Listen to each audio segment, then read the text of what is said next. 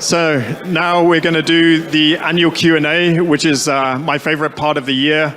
There's an opportunity for you guys to ask whatever you want. I hope we get to cover as many of the companies in the Business Owner Fund as possible. Apart from that, I'm completely open to whatever topic. It can be about the companies, investing, or whatever is on your mind. I'm joined on stage by my partner, Andreas. Andreas, thank you for joining me. Thank you for having me on the stage. And yeah, so always the first question is the one that I pose, which is, who wants to ask the first question? And where's the microphone, if I can add a second one? Olivia has the microphone there, and I think a hand went up, so yeah, should we take a seat?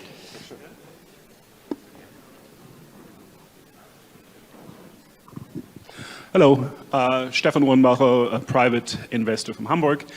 Guys, Rob, I really enjoyed reading your letter about your China trip.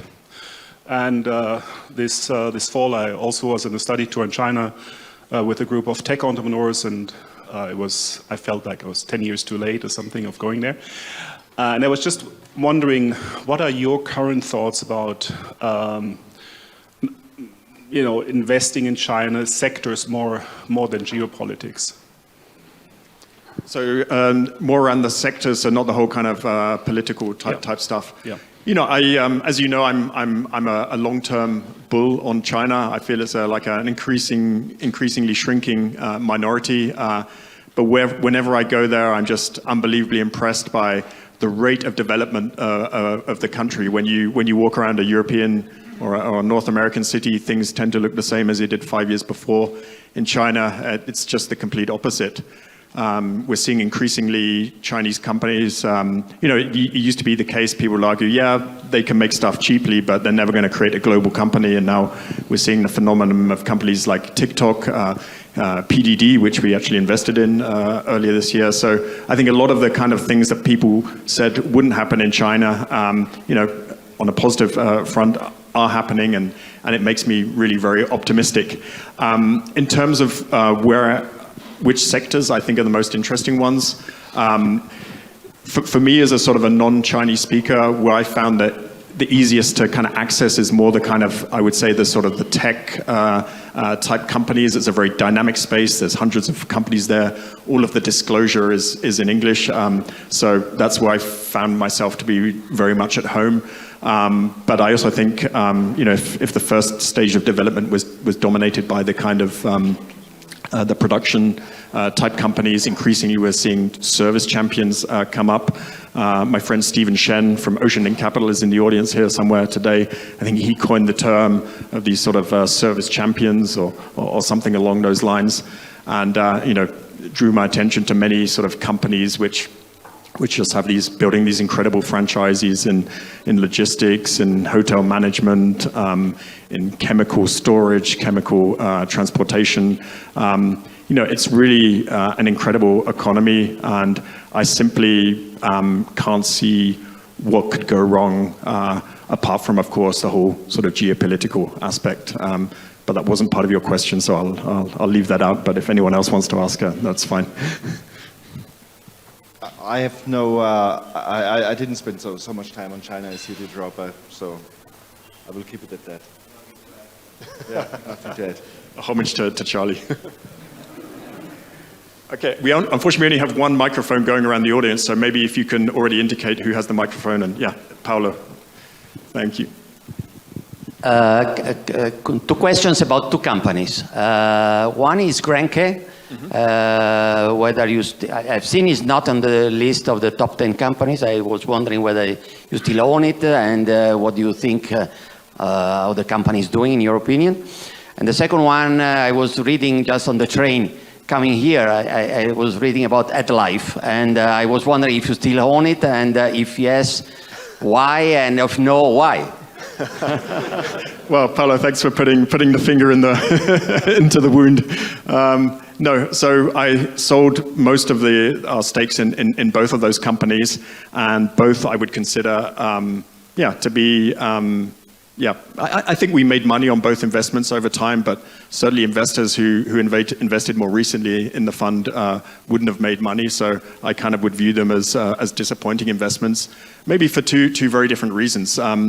In the case of Grenke, there was, as many of you will know, a short attack on the company, I think about 3 years ago, where a short seller made all these sort of claims about the company being fraudulent, that its business didn't exist, and these completely wild and crazy claims, which unfortunately though came directly on the heels of the whole Wirecard scandal, where the regulator obviously thought it was, the regulator was found to be sort of asleep at the wheel. And as a result of that, the regulator saw it as an opportunity to show that they mean business and do the kind of the regulation properly. And so unfortunately, although the reports, accusations, I think, have no merit, they didn't turn out to be true. They're not something I think anyone meaningfully discusses today. It did unfortunately do, in my view, long-term, perhaps even permanent damage to the business.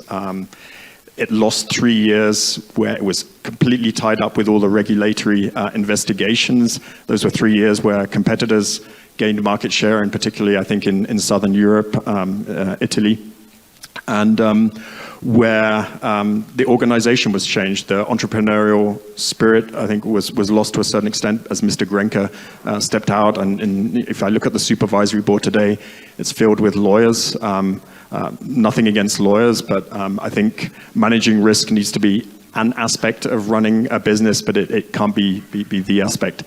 So I feel like the short report, even though it was wrong in essence, the kind of the secondary effect is it did impact the value of the company, and I saw opportunity to allocate the company elsewhere more profitably, and did so. Anything you want to say on Grenke before I talk about AdLife? Yeah. And then AdLife, I would say, it was a very successful investment for many years. It was like many companies, actually. It actually had too good a COVID. It was, a big part of its business was actually selling medical supplies, and it had a large business. It does the distribution for one of the main companies that does COVID tests and all that kind of stuff.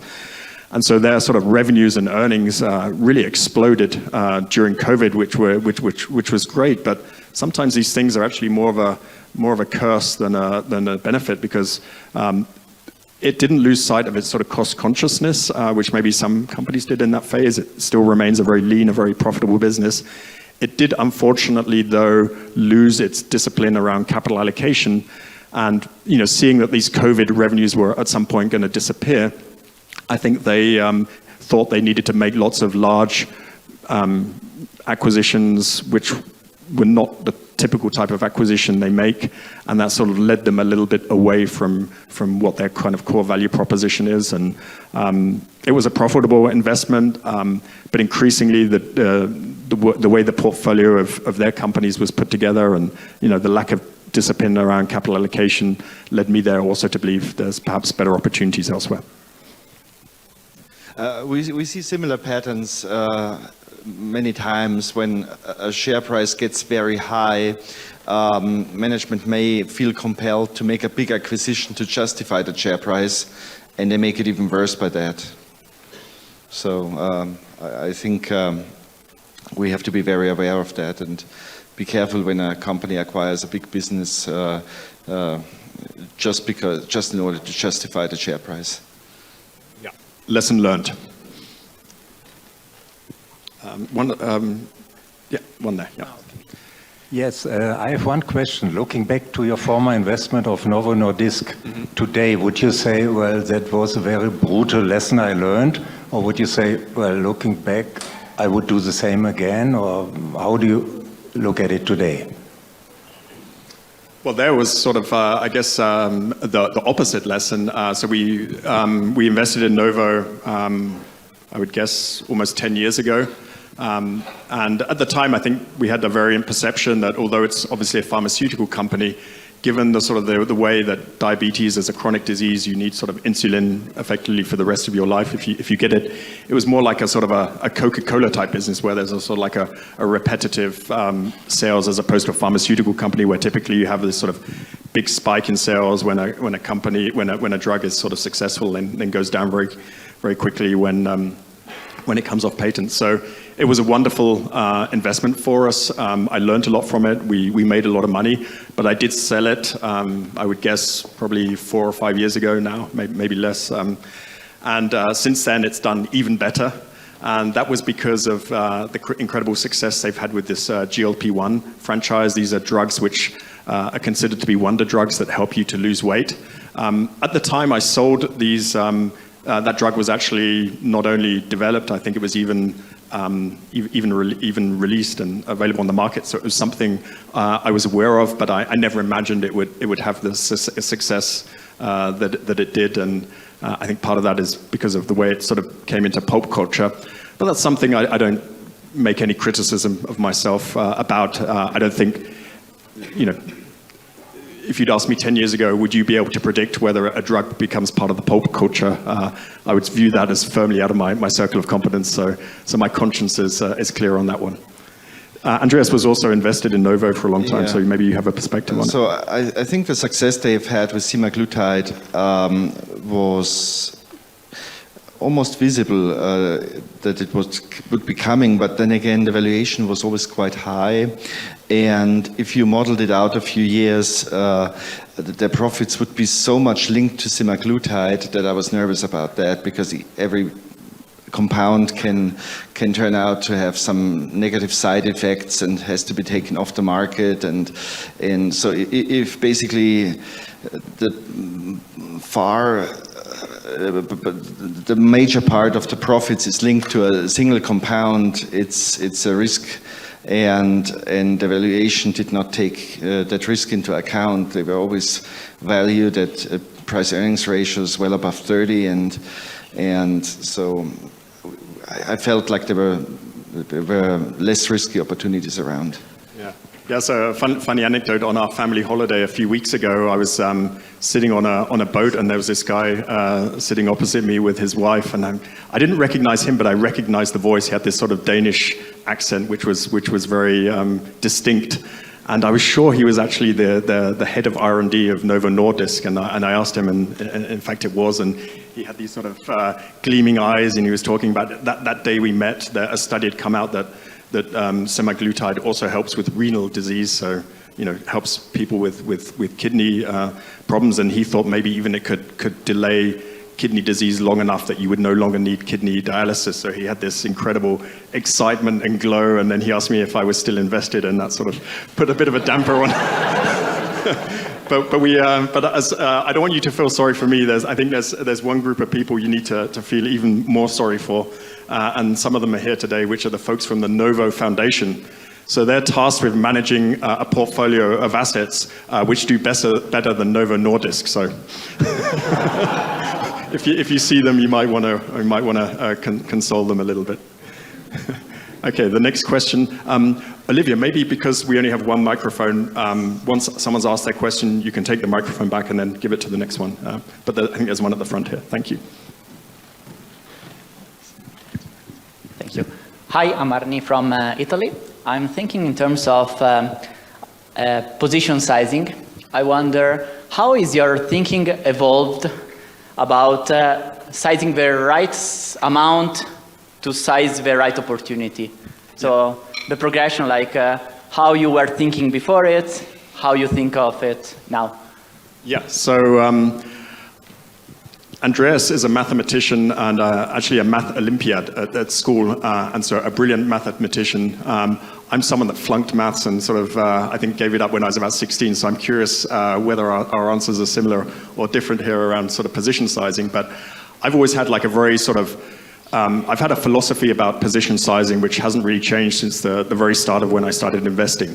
When I started, I had very modest means, but I occasionally had a very good idea, and I wanted to be able to put as much of my limited capital as I possibly could in that idea, so that it starts to move my net worth in a meaningful position. But not so much that if the investment didn't work, that I would then be effectively sort of set back to zero, and that's still very much my philosophy today. Maybe the kind of the weightings have changed a little bit, but it's always been a 10-stock portfolio, I think 10 stocks provides plenty of diversification, but if a stock is 10% or in some cases even 15 or 20% of a portfolio, it has the ability to really move the needle if it turns out to be a great investment. So that's how I've thought about it. Yeah. I think 10 is a good number. Some of them are weight higher, others lower, and depending on how Rob views the risk and the opportunity in the relevant position and how liquid they are, of course, that also factors into that. But I don't think it's a mathematical exercise.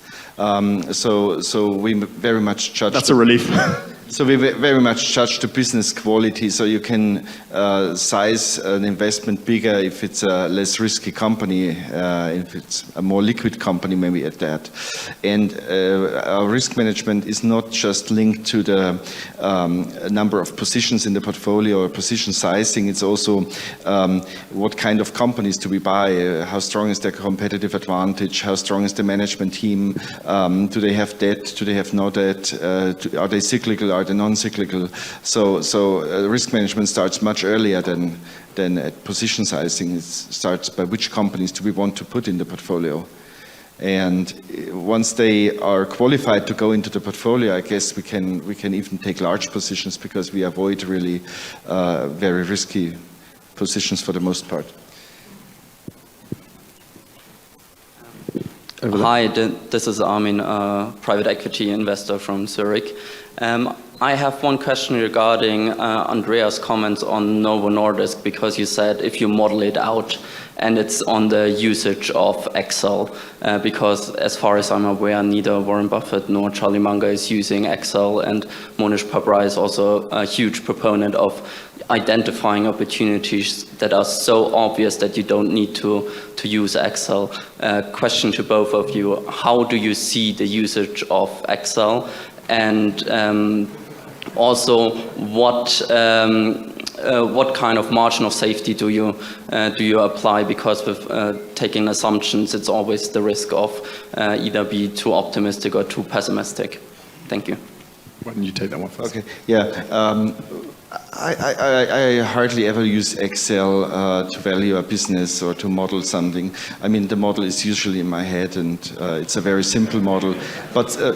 But something like semaglutide, I mean, it was the fastest growing compound by far, and it was already very profitable when we were invested, and so it was obvious that it would comprise 80% of the profits or more in a few years. And now you have to have an elaborate model to recognize the potential risk in that. I mean, it's not the first time that a compound would be taken off the market because it has some unwanted side effects.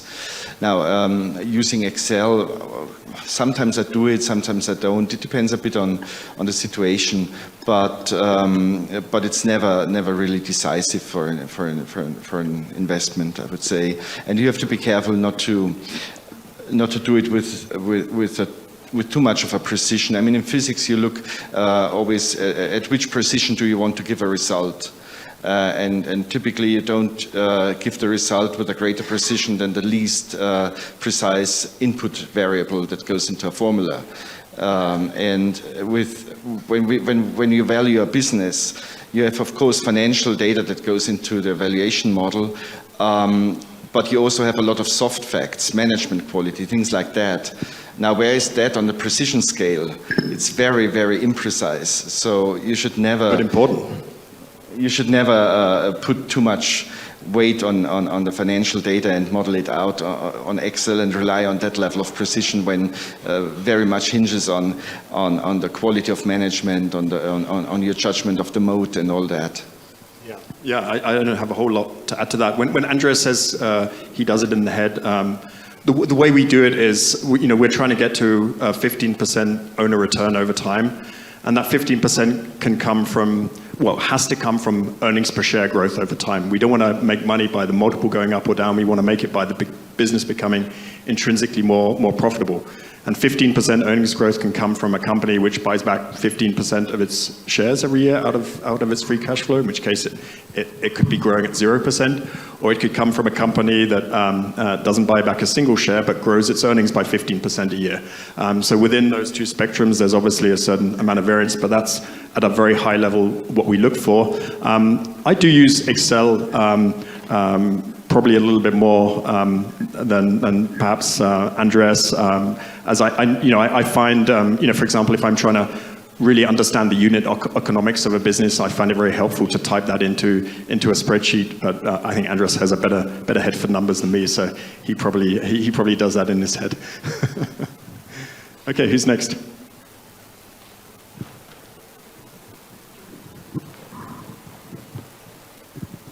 Hi, and sorry, I haven't raised my hand before, so that's the delay. Thank you for organizing this event and inviting all of us. I'm Michał, I'm an individual investor, so I appreciate your effort and time to organize this. My question is around, if you can give me an advice, because it's something I struggle with myself, how do you think of investing in companies that make products that you will not use or don't use yourself, or for whatever reasons? It doesn't have to be anything as extreme as, I don't know, weapons or cigarettes, but can be more nuanced. I give a simple example. Let's say you're vegetarian. Would you still invest in McDonald's? I mean, how does it even? Do you kind of think of this as a risk? Does it make you sleep well at night being invested in a company like this? I mean, or do you completely it's something irrelevant and don't take this into an equation? Thank you. Is there something you want to? Well, I think it certainly helps if you use the product, but the main criterion is, can you put yourself in the shoes of somebody who uses the product? Can you understand why the person buys the product and uses it? And if you can get yourself to that position, I think there is no reason to not buy it. So there are certainly certain industries where it's a bit off limits or where it's difficult to understand, but in general you have to understand the mechanics of the business, irrespective if you're a user or not. And certainly if you're not a user, maybe the risk is a little bit higher, or you have to be a bit more careful, even more careful with your due diligence. But in general, that's not off limits. Yeah, I think it is a good point you make, though. It certainly helps if you are a user of the product. I remember, so in my early days as an investor, sort of in the early 2000s, I used to love buying companies which were trading below their net cash or their net asset value. And I remember some of the Germans in the audience might remember there was a listed company called Buch.de, which means book.de, which was a competitor to Amazon, and even then far less successful, but it traded at a big discount to the cash it had on its balance sheet. So I was sort of, as a I love to read, so I was probably ordering books on Amazon once a week, if not more frequently, but I was putting my money in Buch.de. So that was another lesson learned.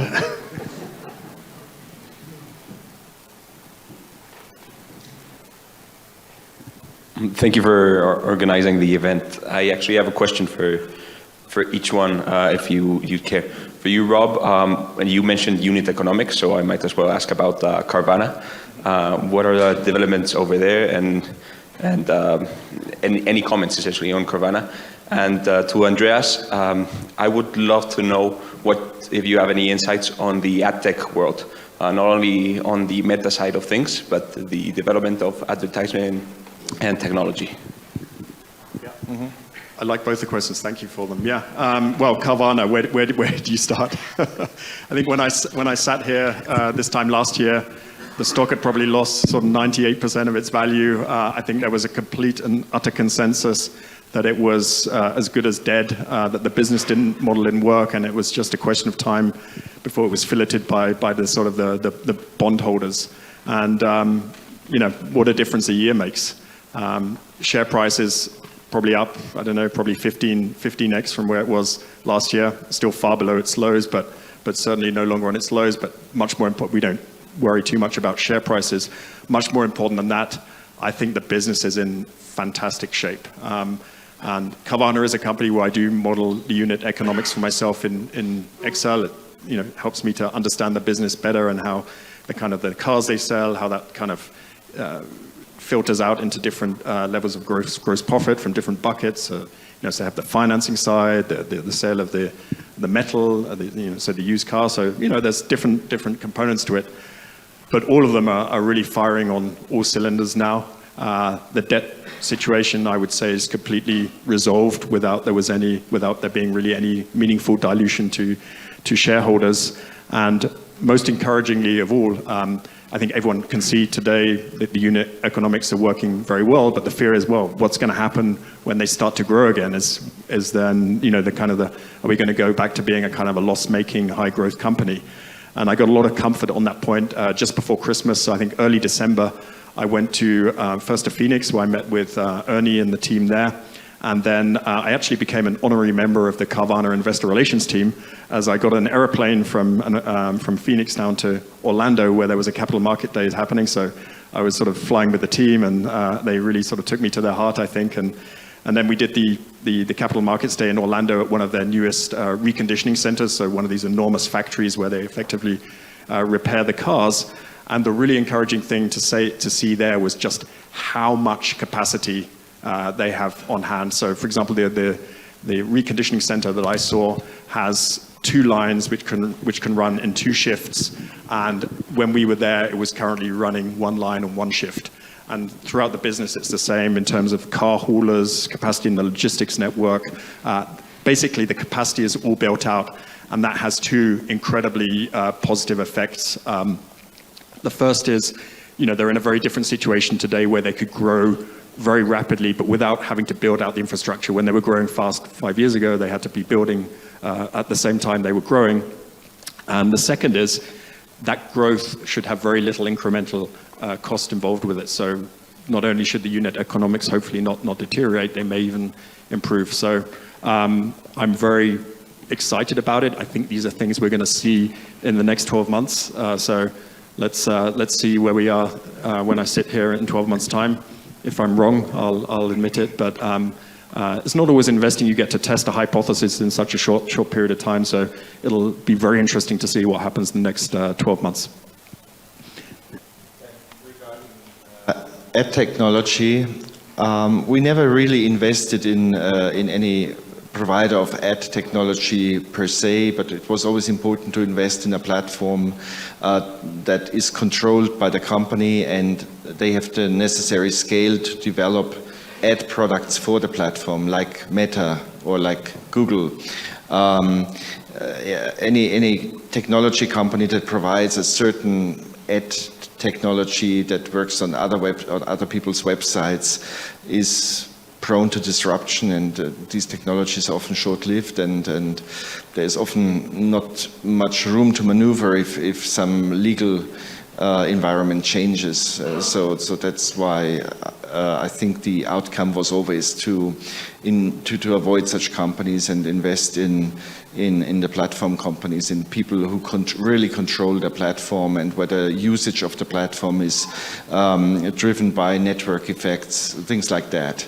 And if you look at the history of Meta and how Instagram has evolved, there were different ad products developed for that platform over time, and then a new competitor came up, like TikTok, like 5 years ago, and suddenly a lot of changes had to happen, and it was fairly easy to do for them. I'm exaggerating here, not really easy, but it was doable since they were in control of the platform. But if they are just providing banners and on third people's website, it becomes difficult to adjust if anything shifts.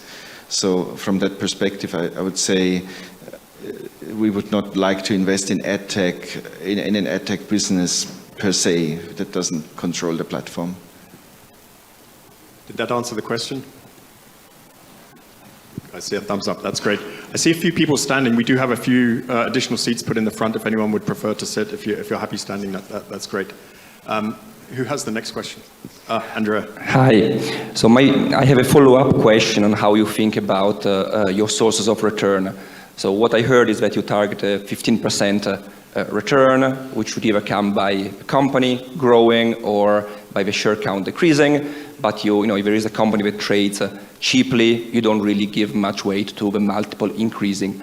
How do you, and this seems like a prudent approach, how do you protect from the other situation where company prospects are great, maybe growth is even higher than that, but the multiple today is, already anticipates a lot of the good things coming, and so maybe there is a potential for multiple compression. How do you allow for that situation?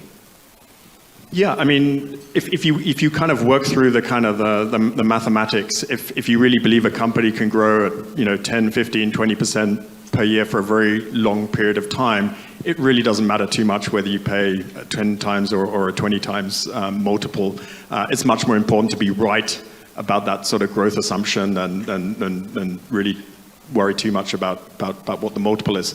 But I think one of the experiences of the last 3 years was that the multiple is a source of margin of safety, and if something has a lot of growth priced into it and it's on a high multiple, and then the growth declines, then you can get your ass kicked pretty badly.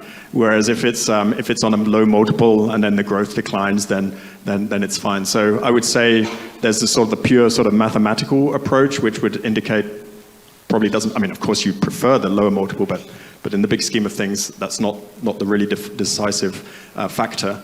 And then there's a sort of the lived practice, which is it's a good source of margin of safety. Yeah. I think it's important to avoid the extremes. So what I would feel a bit uncomfortable with is, let's say, a company that trades at a very high multiple and has a very high growth, because then you're essentially betting that the company will grow by much more than the multiple will compress. And that's a bit of an unstable bet. So multiple compression, if the multiple is higher than, say, is out of the range of 10 to 20, but is, let's say, 30, 40, 50, then you have to really be careful and figure that into your total return equation. And what I like is a situation where the total return equation is not made up of large numbers. So I don't like a situation where you have a 40% growth rate in the total return equation, a 0% free cash flow yield, and let's say a minus 20% multiple compression effect. So then you have 40 plus 20, so that's 60 that can go wrong. And if there is some deviation, then you would not end up with the 20% return. But if you have a total return equation made up of small numbers, let's say 10% growth and 5% free cash flow yield, that's 15. There is much more potential for deviation than when you have numbers of 60 involved in that term. Great. Hi, Rob. Hi. Nard from Belgium. Question on Ryman Healthcare. Two questions. First one, do you believe they still have the distinctive competitive advantage which they had 10 years ago? And second question is, the company is doing great things for many stakeholders. First of all, the residents, but they have not treated their shareholders that well over the last number of years. So if you can comment on both, please. Yeah, sure. So Ryman is as you will know, like a retirement village builder and operator in New Zealand and Australia, and we were lucky to have the long-term chairman here last year. So I'm sure it's a company which will be familiar to many of you. And there too, I think it was a company which was very, very successful for a very long time, thanks to the tailwinds from the property market in Australia and New Zealand, and probably elsewhere as well.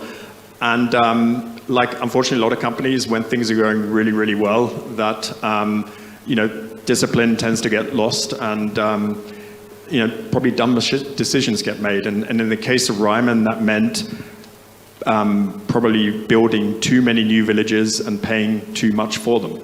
And that's disappointing. But the good thing is, they also overinvested in the care they give to the old people who are staying in the homes. And so if anything, the brand value and the franchise value of the company is probably higher today than ever. It's a company which is absolutely loved and adored by New Zealanders and Australians. There's probably in New Zealand no one who hasn't had a relative who's been at a Ryman village, and chances are they had a fantastic experience. So there's incredible reserves of goodwill at the company.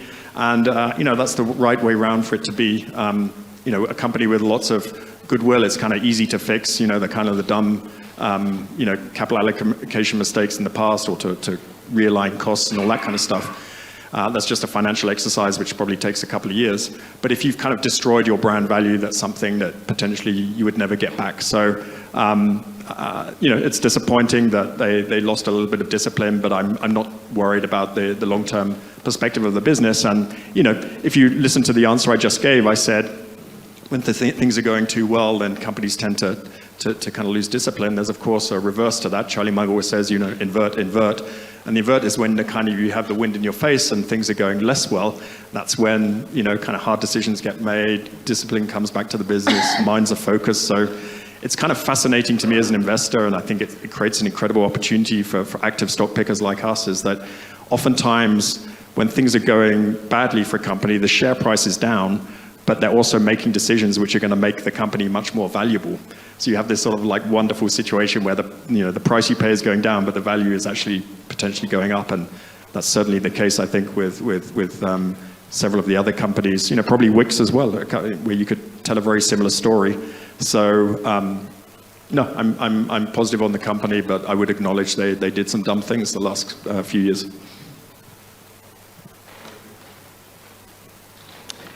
Hi, I'm Maria, based in Switzerland. I'm a private investor and it's first time here. Thank you for this event, and it's a great time to be here. So my question to you, Rob, but Andreas, you're welcome to add your comments if you like. Back in the days, you've had a chance to present at the Value Investor Conference in Omaha. And in 2014, you talked about emission errors, covering valuation or pricing of the companies. Then later in 2017, you talked about importance of the management, the talent and integrity. If you had a chance to present again and cover your third point of investment philosophy, namely widening moats, what would be your key takeaways? And maybe also question, have your thinking evolved about the valuation and the management since then? Thank you. Thank you so much for that question. It's such a coincidence because I did indeed hold those. There's three parts of how I invest, Andreas, as well, which is the kind of the valuation, of course, the management, and then the moat. And so I did the first one in 2014 in Omaha, the second one in 2017, and the third one was supposed to be in 2020. Where, of course, this small thing called COVID got in the way. So I did have in mind to prepare a presentation on moats, and I actually reached out to Bob Miles, wonderful guy who does that conference, and offered to kind of do to talk on that topic this coming year. He said, "Don't call me, I'll call you." So we're waiting to see what happens there. But if any of you want to encourage him to ask me along, that would be great. But what I was planning on saying in 2020 was that I think the direction a moat takes is way more important than the width of a moat. I think in people's minds back then, people thought, well, a wide moat is better than a narrow moat, and a narrow moat is better than no moat. And I think what's way more important than that is what direction a moat is taking. So if you imagine, I live in Zurich like you do, you imagine the lake, you see the kind of the rowers, and it's a lake which goes on almost forever. I think it's 50 kilometers long or something. If you imagine there's two rowers, and one rower is miles and miles in front of the one behind him, but the one behind him is going faster, then obviously it doesn't matter how big that distance is, the guy who's behind is going to catch up. So I think long-term investors, the width of the moat is the most important. And that was what I was planning on saying, and I think that's something which in the meantime has become much more sort of a thing that people, I think, understand well, and I'm not sure that would have necessarily today would be such an original idea. And so I would present a different idea on how to think about moat, but I'm still hoping to save that for May. And if it doesn't happen, then I'll talk about it in one of my letters. And I think the second part of your question was just about the first two presentations I held. The first was on valuing companies, and the second was on management. And I think those are two of the kind of, I don't present very often publicly. I think those were the only two occasions where there were video made, at any rate. And those are two of the things I'm sort of most proud of. So on the valuation front, back in 2014, I really pointed out to people, back then everyone was really in this sort of Ben Graham mindset of, you just buy things on very low multiples of book value and so on. And I argued, well, it's way more important to pay attention to the underlying economics, and if the economics are good enough, then it may well make sense to pay a high multiple for the companies. And I think that was, quite against the grain of value investing at the time. And ditto with the second presentation I held in 2019 on management, where I think there's still a consensus amongst value investors that you don't pay any attention to management quality. These are all good sales guys. You're never going to learn anything. Just focus on the numbers. And I disagree strongly with that. My arguments why that's the case are up there on YouTube, and I know I'm already speaking a long time, so I'll let Andreas chime in. I may just add one thing on moats. I think we have to be careful not to overestimate them, because we see all the time things happening that shouldn't be happening. Well, if you look at Amazon, for instance, and we are invested in PDD, what kind of GMV, PDD, gross merchandise volume, PDD built in such a short period of time, even though in theory Amazon should have a very wide moat. And so I think we investors have to be very careful not to get carried away by our models and our models of thinking and the theory. So that's I think what is always important to keep in mind. Thank you for the question. Sorry, here. Oh, the microphone's at the back, and then maybe there's the microphone in the front afterwards. Yeah. Hi, Rob. Luis from Ecuador. Thank you for having us here. Well, I think first time a visitor from Ecuador, so a round of applause there.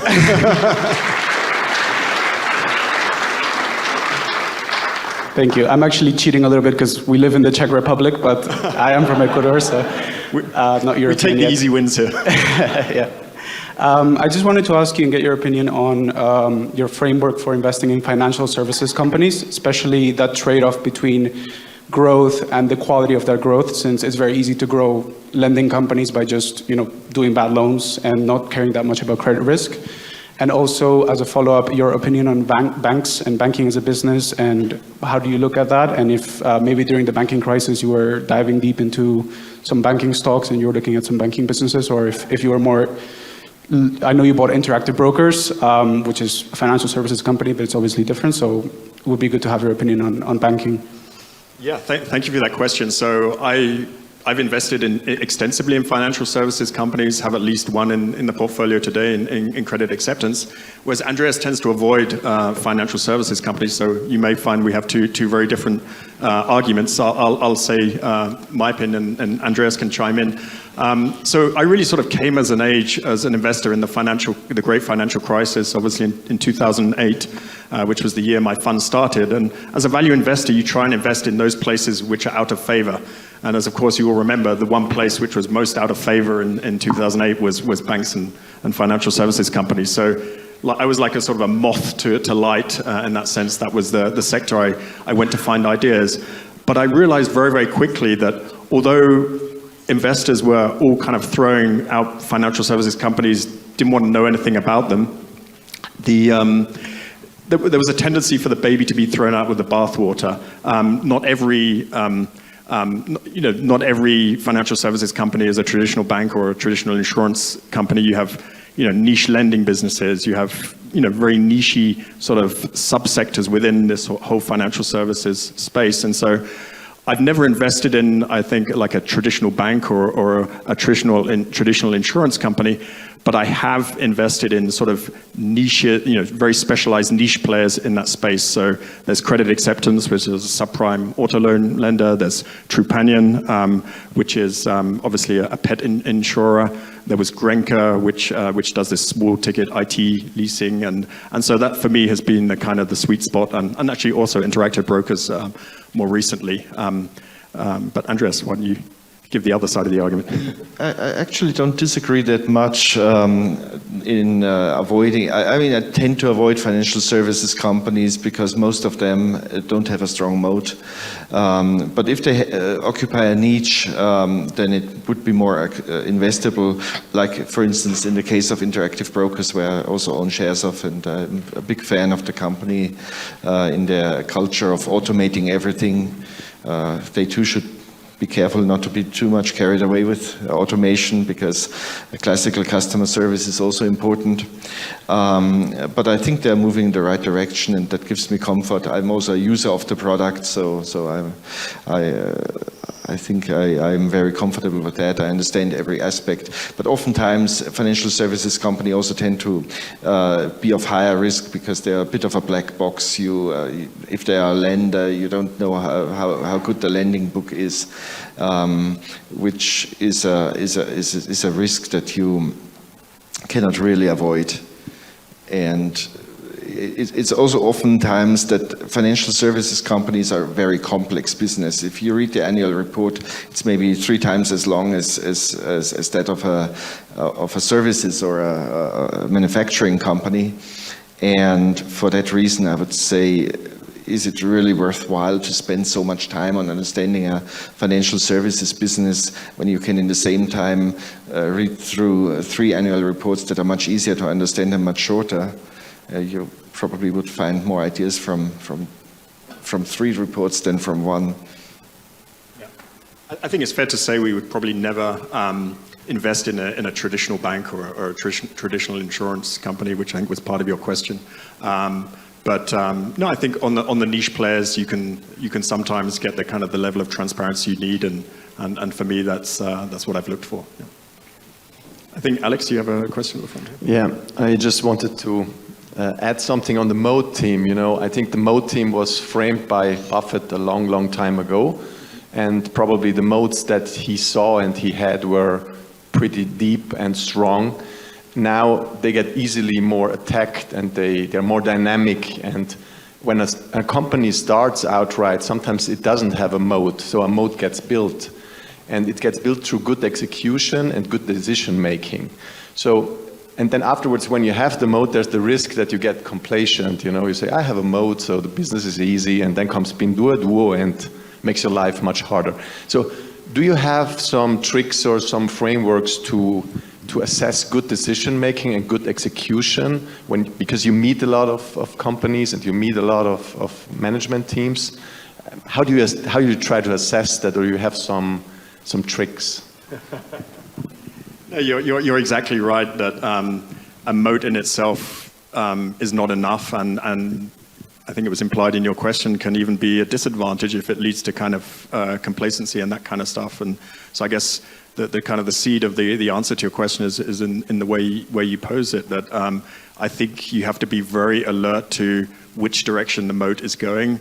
I think one of the things I've learned the last 2 or 3 years is also when the business is going very well and it has great tailwinds and the earnings are going up and potentially also the share price multiple is going up, that's probably a time when you need to be doubly and triply cautious as opposed to optimistic, which obviously when things are going well, the tendency is to be optimistic. So I think for me, certainly a higher level of caution would be probably the key. I would add that we are a bit wary of companies that rely on their moat. We want them to have a moat in place, but not really use it. And if we talk to managements, we are careful if they just talk about the next price increase and how they will implement it. We would much rather like to hear how they want to improve the product and how to want to improve customer service and those things that matter in the long run, not how they want to increase the price and why they think customer will pay the increased price. Yeah. Yeah, maybe a little preview on the idea I had for the presentation I have in mind for moats. I think people view kind of all moats as being created equally, but nothing could be further than the truth. If you think about it, if your moat is getting a lower cost for the customer, such as Costco or Amazon and various other companies, then the more successful you are, the more the sort of the wider your moat becomes. So it actually sort of moves in a very sort of harmonious way.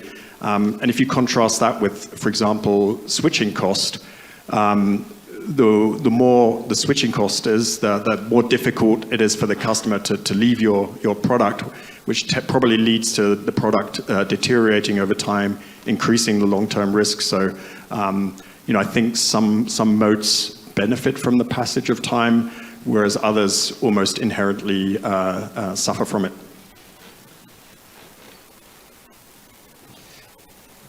Okay, who's got the next question? Ted, at the back. I can repeat the question if it's not. When you're thinking of the company's growth path and rate, is there a growth rate that becomes too high? We saw it during the pandemic, Peloton, for instance, to meet that demand, they don't meet demand, they're going to get things like competitors. Is there a growth rate that you think is an ideal growth rate versus too fast or too slow? Yeah, I have a wonderful anecdote for you to maybe respond to this question. So the question, in case everyone didn't get it, especially online, was, is there a rate of growth that is too fast in the sense that it kind of creates more problems than it solves for companies? And if so, what is the ideal rate? So the big debate on Carvana at the moment is, when is it going to start growing again? Because at the moment it's keeping the business flat so it can improve its processes. And when it does start to grow, how fast is it going to be? So if you listen to any investor call with Carvana over the last sort of 6 months, that's the one question everyone asks. And so I traveled to Phoenix last month, as I mentioned, and had the opportunity to sit down with Ernie, who's the CEO and founder of Carvana. And I didn't even bother asking that question because I know everyone's asked it. I know what his response is, and it wouldn't be one. But, and I wasn't trying to be sort of particularly clever, but I just wanted to share some experiences from the past. And I sort of said to him, when I think back on the past, and I've spoken to companies which, grow at, say, 15, 20% per year, have a huge opportunity ahead of them, I've often asked them in the past, well, you're growing at 20% a year, but why not 25 or 30 or 40? And what they've responded to me is, well, Rob, there's a sort of like an ideal rate of growth where the organization can kind of grow with the kind of the customer base, and everything sort of stays in sync. So I put this to Ernie, and he looks at me with this look of complete and utter contempt and says, Rob, the reason they were only growing at 20% is because they wanted to be home by 5 p.m. in the evening. And so I think that tells you everything you need to know about what rate Carvana is going to grow again once the growth restarts. But then again, I somewhat agree with the thrust of the question, because oftentimes you don't benefit from a very high growth rate because the valuation is also high. So you would just be just as well off to have a slower growth rate and a lower valuation, which would be a less risky situation, and they can be more careful in selection of employees. But then again, I think the bigger risk is if the growth rate is too low. Because to attract good people, you need to have some growth, and if a company is not growing, it's maybe also a warning sign that maybe its competitiveness is not great. Yeah. So I mean, to be clear, I do think you can grow too fast, and Carvana certainly before its crisis was growing too fast. But everything in life is a trade-off, and Carvana wouldn't be Carvana if Ernie wasn't the sort of the driven person he is, and you have to take the ups and downs with people, and if Carvana were to fail, then it would probably be because of being too aggressive as opposed to being too timid.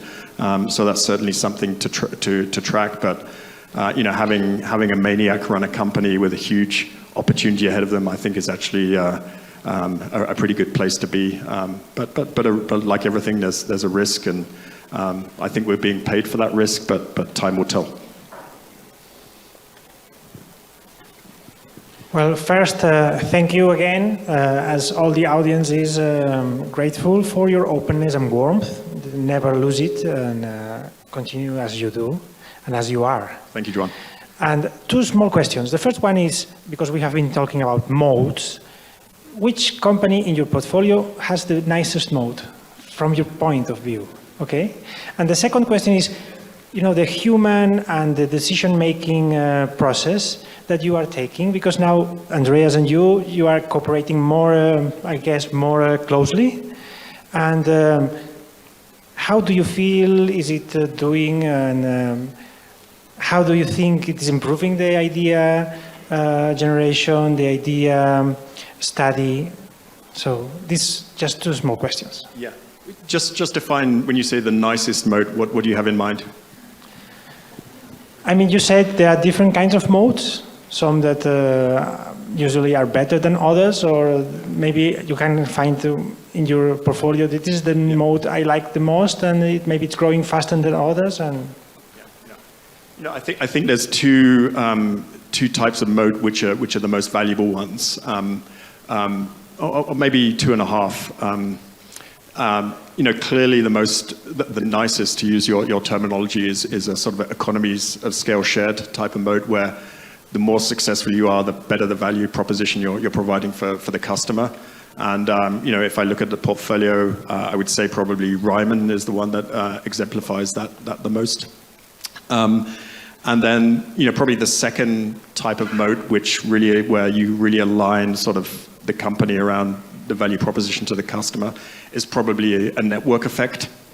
And where the bigger and more successful the network is, the more value you're kind of creating for the customer, in terms of they get more connections and more content and that kind of stuff. And clearly Meta in our portfolio falls into that bucket. In terms of the half, people tend to put brand into. People think of sort of brand as a moat. I actually think there's two different types of brand moat. You have the brand which is based on trust, where the more trustworthy a brand is, the more successful it becomes over time. So, like a very critical, let me think, what would be an example of that? Sort of like a trusted newspaper or something like that, a research house, things like that. On the negative side, you have these sort of, I would say, status-driven brands, where the more status the brand supposedly gives you, the higher the price goes up. So luxury goods probably fit into that bucket. And to me, that reminds me a little bit of, I don't know. I see a role for it, and I understand why people love luxury brands, as you can see. It's not me. And I do feel a little bit uncomfortable by the way the prices are kind of permanently going up. Actually, I read, maybe a little anecdote, I read many years ago a book about Chinese factory girls. So this was quite an old book. This would have been 10 or 15 years ago, where you had these young girls working sort of 18-hour shifts or whatever at very low wages, sort of producing all the stuff we enjoy to use in here in the West. And and if they could find a sort of way to game the system where they could work weekends or work longer than whatever the allowed minimum was, they would do it, and then they would sort of at the end of the year have a very small amount of money left over. And one of the things that they would use that money to buy would be a little LVMH handbag. Now that they might even produce too. And that was a choice they made of their own free will, and I'm all for kind of people doing what they want with their money, but I just found that unbelievably sad. I'm sure the LVMH shareholders find that very exciting, but yeah, I just had a bad feeling when I read that. Yeah. Well, thinking about the nicest mode, or in terms of the best mode, I can think of it. In my opinion, Microsoft has an incredible mode. Comprised of all of the components that you can ask of a mode: network effects, economies of scale, brand, trust. And in Rob's portfolio, I think Salesforce comes pretty close to that.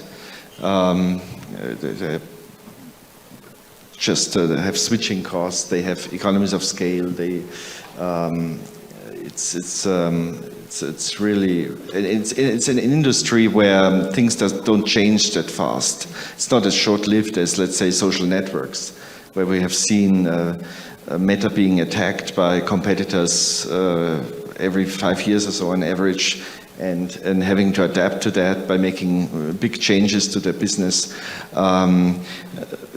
Salesforce or Microsoft, for that matter, they don't have any of that. They are more like, they release a product and the product life cycles are in the decades. And they are firmly entrenched in corporate IT departments, and that gives them the position to place other products with the same customer. So I think that's pretty much the nicest mode I think one can imagine. Yeah, I mean, just while Andreas was answering, one company also springs to mind where you really have the economies of scale shared idea is PDD, which some of you in the West might know through Temu, the Chinese amongst us will know as Pinduoduo. So they're basically Temu is a Chinese e-commerce website, which is really creating a direct connection between consumers in the West and factory owners in China, and taking an enormous amount of cost out of the whole value chain through doing that. So if you think about a typical Amazon product, a merchant in the West will figure out some idea. He'll order it from a factory owner in China. It will come to an Amazon warehouse. Then it will get uploaded onto the Amazon website. Amazon will take a 20% cut from the merchant, and then the merchant will also potentially have to spend money advertising on Facebook or Instagram or wherever else it is, and it just creates an enormous amount of cost in the system. And if you think about Temu, it just takes out all of those sort of intermediaries, and the prices are just crazily cheap. And if you're not a customer, I definitely recommend giving it a try. Hey, Rob. Whoa, right here. Question from the internet. Could you touch on Salesforce, its prospects, and how you feel about its valuation? Yeah. Do you want to go first on that? Or? Yeah, sure. So we are very positive on Salesforce, on the direction it's taking.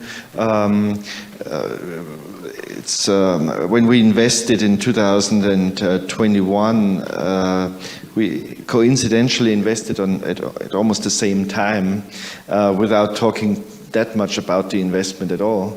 So each one was surprised that the other one had invested as well.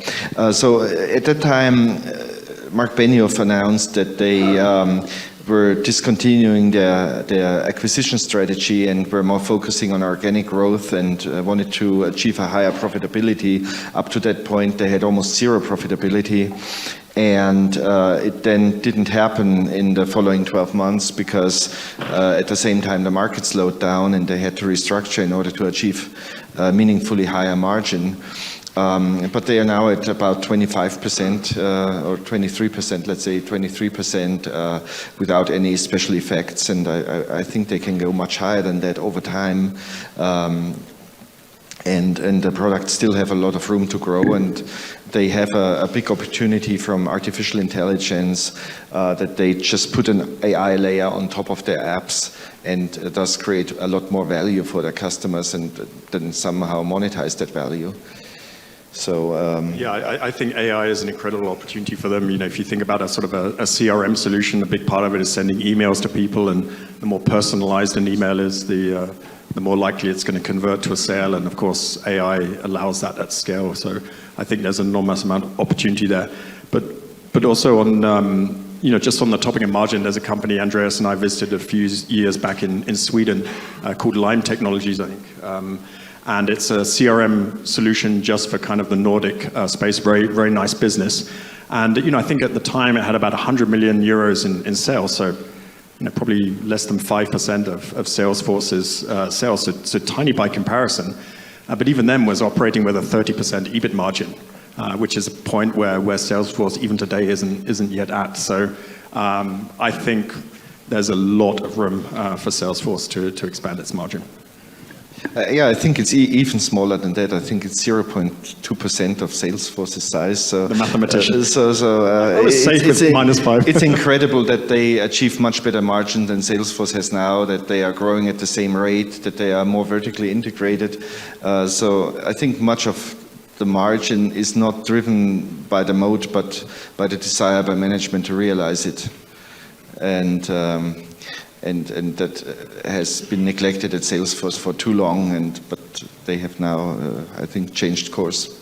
And the stock is not that expensive, actually. Hi, Rob. I work at a long-only over here, front. There you go. Thank you. I work at a long-only fund in London. We mentioned, obviously, 2022 for fellow Meta shareholders was not the most pleasant experience. You mentioned recently that valuation has become more of like obviously a margin of safety for you, but even at the time, Meta seemed relatively, compared to other big mega cap tech stocks, to be fairly cheap, and I think it was even trading at a discount to the S&P 500 in general. How do you see the idea that stocks can always get cheaper, especially when there's a lot of negative news about the company? And the phrase, don't try and catch a falling knife. Obviously, it halved from 380 to 190. At that point, I personally thought it was a great opportunity. I bought loads. And then it halves again, even when you think it can't get much cheaper. How do you kind of see that? And at what point do you stop doubling down? Well, you can't. If something can half, it can half again, right? Even assuming it's a valuable business, and of course sometimes companies genuinely become less valuable. So I don't think the answer to your question is to somehow try and figure out how to figure that out. Instead, it is actually to deal with it in a completely different way. And maybe a little anecdote to explain that. So. I remember, my fund started in 2008, it actually started 2 weeks after Lehman Brothers went bankrupt. So you can imagine a very, very, a desperately sort of panicked time in markets with share prices falling precipitously. And so like a very formative experience for me as a very young fund manager at the time. And what I saw then was that a lot of funds had certain positions around the time that Lehman collapsed. And then, of course, their share prices went down a lot. In several cases, the investors redeemed all of their money, and then, the funds failed and closed down. And, you didn't even have to wait a year, and it would have turned out a lot of those companies that the funds had been holding would have done fine. So where those funds failed wasn't through lack of investing acumen. The investment decisions, with the benefit of hindsight, were fine. Where they went wrong was having an investor base which wasn't aligned with this reality that sometimes share prices fall. And so I think the answer to your question is you have to accept that every now and again things are going to fall. That's just the nature of capital markets. Same way as if you live in San Francisco, there's going to be an earthquake every now and again. Communicate that openly to your investors, and then hope when the earthquake does hit that they remembered what you said and stayed loyal to you. Well, I may add, with regards to Meta falling from 380 to 90, that you have to always be focused on the facts, because it's so easy. When a share price goes down, all kinds of negative stuff comes out. That's an effect described in a book called The Halo Effect by Rosenblum, I think. We can look at that. Anyways, this is a great book. It describes the effect that a journalist doesn't want to write positive things about a share price that goes down, and doesn't want to write negative things about a share price that goes up. And of course, we read these articles and we get emailed these articles, and it's too easy to after you read the 5th negative article on Meta, to think that maybe there is some truth to it. So it's important to view things in perspective, and then a whistleblower came out and all that. It's important to just focus on the facts and view things in perspective, and not delegate your decision making to others. Yeah, it was just an astonishing thing that happened. It'd be an interesting exercise. If you go back to December of 2022, was it? 22. When Meta's share price was 90, and you compare the articles being written in newspapers, the headlines at the time, with what the published and known results of the company were, and it just doesn't make sense. The newspaper articles were along the lines of, this is a company which is on the brink of collapse. And if you look at the published results at that time, It was a company which had growing engagement, a growing investor base. I think even on a currency-adjusted basis, even the revenue was growing, and it was certainly growing if you adjust for the very negative effect of Apple's ATT changes. So it's just a sign that markets occasionally get very, very crazy. But that's not something to complain about. That's something to be happy about, because that's why active stock pickers like us have a job. Also, I may say, at the time, of course, the profit margin compressed because the financial planning was they were planning for growth and were hiring people, and then suddenly the revenue didn't grow anymore. But one should not confuse the shrinking profit with a shrinking moat. The moat was still there. People were still using the platform in a growing extent, or at least in a stagnating extent, depending on which platform we're talking about. The declining profit margin could just be solved by being a little bit more cost conscious. And that made the business a better business, in fact, which refers to an earlier question we answered. So, I think one should not extrapolate these short-term trends, and should understand why the profit margin has contracted, because financial planning was maybe a bit off at that point in time. One over there. Hi, my name is Jaroslav. I'm from Wuppertal, and I'd be curious to know if you have reading techniques or special rituals for reading better, faster, and if you maybe have a structure for learning on a new industry, how it works. How do you structure your memory? If there's something like that. Yeah, I mean, I guess everyone is different. I found the faster I read, the less I remember. So that's definitely not a hack for me. I found the most productive way to read is to make notes after what I've read, and then in the case of really good books, to reread them. That's actually the opposite of what you're suggesting. It's a very time-consuming process, but that's what works for me. Rob is an incredibly fast reader. I'm not qualified to talk on that topic. I'm slow.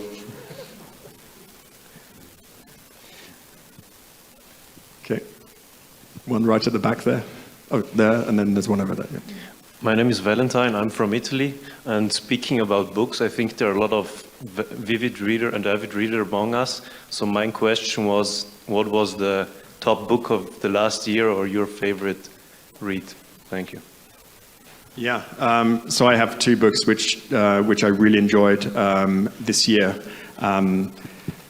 Just incredible books. The first was Bloodlands by Tim Schneider, which is about the history of Ukraine and Poland prior to the Second World War, and he describes the scale of killing that took place of Ukrainians and Poles by the Russians in that period, and it really blew me away. I mentioned earlier in this talk that I studied the Holocaust intensely when I was a student, and despite being someone probably more than averagely familiar with this period, I just wasn't aware of the degree of killing that also happened. And the reason that people don't generally know about this is because the Russians were kind of considered to be the victors of the Second World War, and the Nazis were the bad guys, which of course they most certainly were.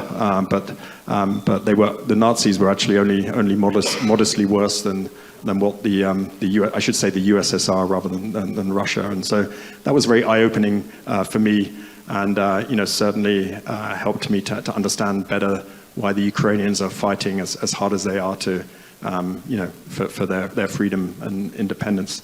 So that was my favorite, I would say, non-fiction book. And my favorite fiction book was a book called Demon Copperhead, which is a story about an orphan boy growing up in rural America as an orphan, and encountering the opioid epidemic caused by the use of oxy, a painkiller which was prescribed by doctors and sold by pharmaceutical salespeople, has created just havoc in US society, in particular in the rural areas. And it describes all the challenges he had, but also packed up into a very compelling story, which I think has certain, and he's someone who manages to to get through this, awful situation. So it was, to a certain extent, uplifting, although the overall sort of tone and theme was actually quite depressing. So, but those were my two favorite books of this year. A close third would be, I've come to really love everything that Václav Slim writes. He was someone that writes about the use of energy, oil, civilization, the things we use which makes our civilization work in the way it does today. And I can recommend anything that he's written as well. Well, I also read How the World Works and didn't like it that much. It was too simple for you. No, not too simple. I think he was taking shortcuts at many times and oversimplifying things that were just not true in the end. But whatever. What did I like? Do you want to give an example? No, I cannot say off the top of my head. But I spent more time on online courses for certain things. I find many business books to be repetitive, and the first 50 pages are interesting, and the remaining 250 are just repeating what the first 50 say. So what I really liked was the book that and I didn't read that in last year, The Halo Effect, I think was a really good one.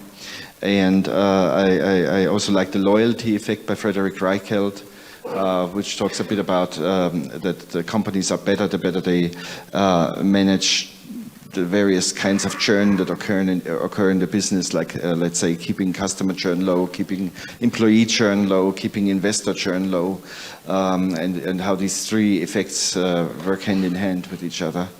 I think this is really a great book, not from last year, but there's a bit of an inflation of books. Yeah, so I'm glad you got to see that live, because it's not unusual. We're in a meeting with, for example, a company doing something very technological, or where high-level physics are involved, and I'll listen and nod and say that makes sense, and Andreas will chime in and explain why the physics of the semiconductor is not as optimal as it could be, and so you got to see that live in the case of How the World Works. Okay, how are we doing for time? Oh, we still got 10 minutes, so probably time for 2 or 3 more questions. At the back there, yeah. Hi, Claudine from Spain. I was just wondering how you think about your investment in Tencent, because that's been a bit of a disappointing performance in the last 5 years, but it seems to be a war of attrition, because the business is still great, but the multiple just seems to constantly come down, and then every time you have a prospect that things improve, then there's a new regulation or something from the Chinese government that knocks them on the head again. So how do you think about your investment in that company? Well, thank you, Claudine, for raising that, because we've talked a few times over the course of the last hour and a half or so about companies which when the share price was going down, the value was actually kind of going up. And of course, it's very easy to talk about that with the benefit of hindsight when we talk about Meta or Wix or Salesforce and some of those other ones. But I would say Tencent is a company which is exactly in that spot now, where the share price is very, very low. There's an incredible amount of negativity. If you look at the facts, it's a business which is just incredible. It grows, it has very high margins. It has this incredible capital allocation machine where it can, generates a lot of capital, and it can use that to buy other small businesses in China and the rest of the world. So I would say it's close to being the perfect company. And, and like we've discussed several times today, because there's so much pessimism, because the share price is as low as it is, it's really focused minds with management. They're cutting costs, they're getting rid of non-core businesses, they've massively ramped up their share buybacks, their distributions to shareholders. So I think if you were to look at that company objectively, you would say everything is going in exactly the right direction, and the share price is probably going in the other direction. And as a stock picker, that's really what you want. And you're not directly invested in Tencent, but you're invested in Prosus, which is trading at a significant discount to the value of their position in Tencent, and creating value by buying back shares. And Prosus is buying back a huge amount of shares at a big discount to shareholder value. Tencent is buying a meaningful amount of shares back at probably a big discount to its intrinsic value. So you've got all these sort of multiple levers all working in the same direction. So, if there's a hot war between China and US, all bets are off. But to be frank, I think pretty much all bets are off in most companies if something like that were to happen. There's such an independency between China and the West. We really do need to get on with each other, and if we don't, it's going to be catastrophic. And the solution is not to buy, BMW or some German company or French luxury good company or something. All these companies will be decimated in the case of a hot war between the West and China. So, and I think if that happens, the least of our concerns should be losing money on Tencent. Was there another one at the back, or otherwise there's someone at the front here? Juan, and then there was one at the front here. Sorry, it's just on the second question I made about your decision process and evaluation process as a team. Now, how had it been evolved? I think you didn't answer that. I don't know if you want to answer it. Just, That's what we're here for. So, a very formative experience for me, and I think also for Andreas, with obviously different life examples and life experiences, was that trying to make investment decisions by coordinating with other people was a recipe for failure. You end up kind of canceling each other's best ideas out and then sort of agreeing on some idea which everyone can just about live with, but not quite. And so for us, what we do is when we're not traveling, we sit down together almost every day. We look at companies together, we analyze companies together, we visit them together. But when it comes to making an investment decision, I make my decision. Most cases, I don't even tell Andreas beforehand. He makes his decision, and it leads mostly to quite different portfolios. I wouldn't buy his companies. If I would, I would already own them. But I, of course, completely understand the logic behind them, and I'm sure Andreas would say the same about my decisions. I'm sometimes very surprised about your investments. So when you, I knew that Rob was looking at a certain company, and we talked about it. But suddenly I then see that an email went to the broker, and I didn't see that coming. And I think it's the same for Rob if he sees my decisions. The danger is to talk too much to other people about your decisions that you are about to make, and somebody that you have in high regard tells you that's a very stupid idea because it gives you second thoughts, and this somebody has probably spent less time on the thesis than you yourself have. So you just have to trust your own judgment and make your own judgment and not talk too much to others about what you're planning to do.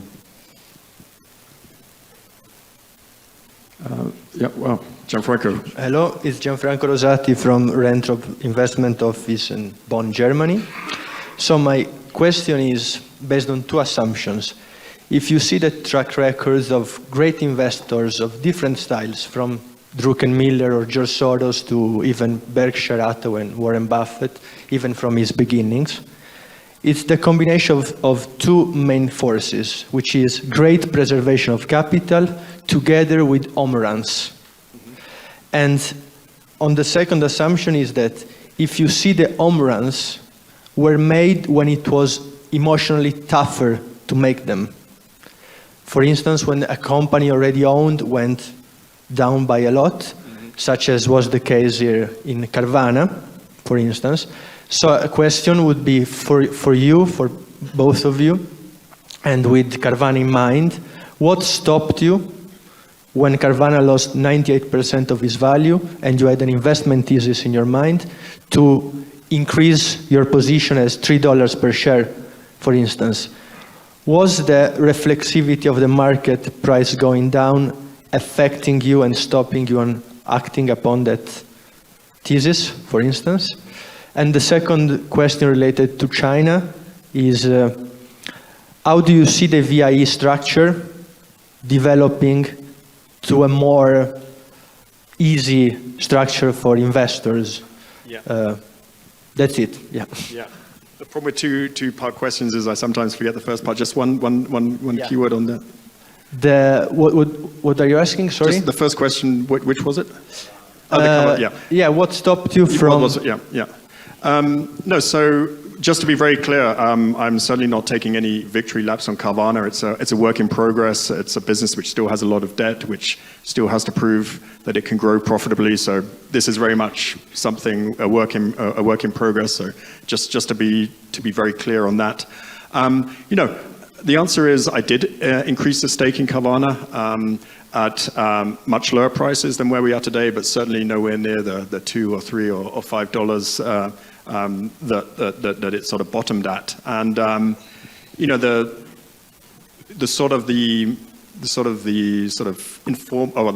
formal answer would be that I put a lot of capital into it, and when I talked about concentration, I want to bet enough that it can make a difference, but not so much that it endangers the fund. And if something keeps falling and you keep adding, then there's a point where nearly all of your capital is in there, and that was a situation I didn't want to be in. So at some point, I decided for myself, there's a lot of capital in here already, and it just has to be allowed to play out rather than just sort of increasing it. So that would be a sort of like I would say a formal answer. An informal answer would be, and I want to acknowledge this, it did impact me psychologically. My sort of mental model of investing is maybe more similar to what happened with Meta, where sometimes, there's this Mr. Market guy who goes very crazy and gets very pessimistic, and the share price goes down, and it makes no sense, and then you buy more, and then at some point his mood changes, and then the price goes up, and everything works out, but you just need to kind of be able to sit through it for a couple of years. In the case of Carvana, they very clearly made, well, they had some incredibly bad luck. I mean, like multiple sort of 1,000-year storms all came together at once. The huge increase in used car prices, the complete lack of inventory, accordingly, the drop in sales, which was far more severe than in the financial crisis. The increase in interest rates and, the change in the mood in the market. All these sort of things. Any one of those risks would have been a very major and unusual risk, and they kind of all came together at once. So that's not in any way an excuse for what happened, but it's just an acknowledgement that things were going very badly, and this share price decline didn't happen in a vacuum. There were very clearly problems at the business. And so for me, that was sort of a humbling experience. I don't mind if a share price goes down just because the mood has changed, but clearly the business had deteriorated. And as the sort of the custodian of the funds of my investors, I was disappointed that I hadn't been more alert to that. And so that was, that was a difficult experience for me. I may add, I'm not that familiar with the Carvana situation, but when the share price was at $3, I think there was a real possibility of the business going out of business. And so it need not necessarily, I mean, it was only the perfect point in time to buy with the benefit of hindsight. But Rob added when the stock was already recovering at a much higher price than $3, but when it was already quite clear that they were not going out of business and that they were on the track to improving things. And so when you see all these bad scenarios eliminated, buying at a higher valuation was maybe even better than buying at $3. It need not. It's $3. It's obviously better than to buy. It's obviously better to buy at $3 than at $30, but only with the benefit of hindsight, not with the information that was available at the time. Yeah, I think when it was clear to me the business was going to come out of the crisis, that was for me the trigger to buy, as opposed to sort of bottom ticking the share price. And then just very quickly on the VIE. So in China, you don't buy a share in a company directly. In many cases, you buy a sort of a legal entity in Cayman Islands, which indirectly has a claim on the cash flows of the company. So it's a little bit of a sort of a difficult to understand structure in a country which isn't necessarily known for its governance. So a lot of people are put off by this sort of VIE structure. I personally think, and time will tell, that it's probably a nothing burger. Obviously, in the case of a hot war type situation, then probably all ownership will be lost, and that doesn't really make any difference whether it's a VIE or anything else. But in all other scenarios, I think it's important to realize about China, and there's several Chinese investors here today who I'm sure will confirm that, the Chinese government and I think Chinese people in general really get capitalism. You know, it's nominally a sort of, or was, probably still is, a communist country, but you know, they're way more capitalist than we are. You know, for the simple reason they experienced, you know, the deprivations of, you know, the 60s and the 70s when there was this experiment with communism, and that's given them a more visceral understanding of why capitalism works. And you know, on the topic of complacency, I think that gets forgotten in the West sometimes. You know, all you ever read in the newspaper is where a company's done something wrong or whatever, but no one ever reports about, you know, the Amazon package that arrives or the bus that leaves on time and all that kind of stuff. So, you know, I think we probably understand the merits of capitalism less well in the West than in China. And the very most fundamental precept of capitalism is ownership. Without ownership, the whole game doesn't work. And so I think it is very, very unlikely you will ever see the Chinese government messing around with ownership unless there's a hot war. Okay, so we're just over 12, but I always try to give someone a last question. We have one last question and then head up the mountain. Well, I have a question. If there is someone who hasn't already done a question, Does anyone not ask a question like to? Otherwise, we've got one at the front. Okay, there. Sorry, you can do it in the pause. Hi, I'm Tim. I'm an investor from Munich. My question is regarding interest rates. So the gravitational forces on the Apple have increased last year, if you could say so, yeah. And so this has an impact on valuations in general. And if I'm correct, you said your return expectations is around 50%. And this was before the interest rate increase, and now it remains 15%. How do you think about the risk premium that you're able to earn investing in your companies? Yeah. I mean, neither Andreas or I spend too much time thinking about interest rates, to be frank. The way we sort of approach an opportunity is we're looking for a 15% return. That's sort of like a sort of a hurdle rate. If we think a 15% isn't there, we'll stop looking. But of course, if we have a choice between a 15 and a 20, we'll always take the 20. And it comes down to any sort of capital allocation decision is a weighing between alternatives, and you're always going to take the best returning alternative. But that makes no difference whether interest rates are 0% or 10% or whatever. You're always just looking for the best alternative. I completely agree with what Rob has said. I just want to add that the fact that interest rates rose with also inflation rising does not necessarily mean that your company should be valued lower, because they can pass on the effects of inflation. So you should really discount the cash flows with the real interest rates, not with the nominal ones. Thank you for that last question. Thank you everyone for listening.